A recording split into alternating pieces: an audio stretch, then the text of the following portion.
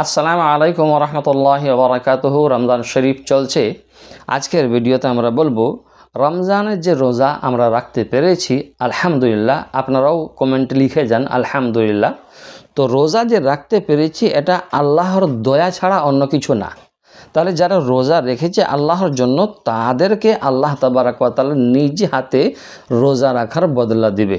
আল্লাহ তাআলা বলেন, আদম সন্তানের প্রত্যেকটা আমলের প্রতিদান আমি ফেরেশতা মাধ্যমে দিয়ে থাকি, কিন্তু রমজানের রোজার প্রতিদান তার প্রতিফল আমি নিজে স্বয়ং দেব।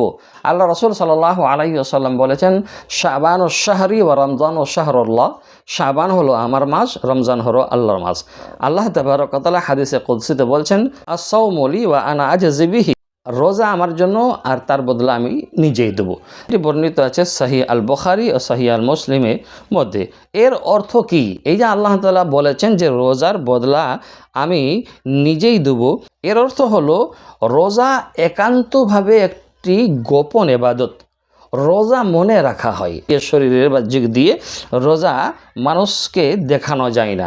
মানুষ না জানলেও কিন্তু আল্লাহ জানে লোকটি রোজা রেখেছে কি রাখে না। তাই এর সওয়াব নির্দিষ্ট সংখ্যা দিয়ে সীমাবদ্ধ নয়। প্রত্যেকটা আমলের সওয়াব কিন্তু নির্দিষ্ট একটা সংখ্যা দিয়ে সীমাবদ্ধ করা হয়েছে। রোজাদারের মর্যাদা কি? রোজাদারের মর্যাদা বহুত বেশি। রোজাদারের মর্যাদা হলো রোজাদারের যে মুখের গন্ধ রোজা রাখার কারণে হয়, আল্লাহ তাবারক ওয়া তাআলার কাছে এটা মিশকের চেয়েও বেশি প্রিয়। একটা খুশবু আছে আতরের, সেটার থেকেও বেশি প্রিয় রোজাদারের মুখের গন্ধ। আল্লাহ বলছেন রোজাদারের জন্য জান্নাতে রায়্যান নামে একটি দরজা আছে, সহিহ হাদিস শরীফের মধ্যে রয়েছে। তাই রোজার স্বভাব গণনায় নয়, এটা সরাসরি আল্লাহর পক্ষ থেকে বিশেষ উপহার।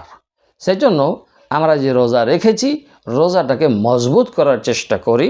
রোজাতে গালিগলম, রোজাতে কটূক্তি কথা, কাউকে কটূক্তি করা, মিথ্যা বলা, চগলখড়ি করা, আমরা সাধারণ দিনগুলোতে যেগুলো করে থাকি গুনাহগুলো, বিশেষ করে রোজা অবস্থায় এগুলো করব না। এগুলো থেকে বিরত থাকব, প্রত্যেক হারাম কাজ থেকে এবং কর্ম থেকে। আল্লাহ তাবারক ওয়া তাআলা আমাদের রোজা শুদ্ধভাবে রাখার তৌফিক নসিব করুন এবং আমাদেরকে রোজার প্রতিদান আল্লাহ তাবারক ওয়া তাআলা নিজেই দিবেন। তার জন্য আর একবার আলহামদুলিল্লাহ বলি, কমেন্টে লিখি। ভালো থাকবেন। আসসালামু আলাইকুম ওয়া রাহমাতুল্লাহি ওয়া বারাকাতুহু।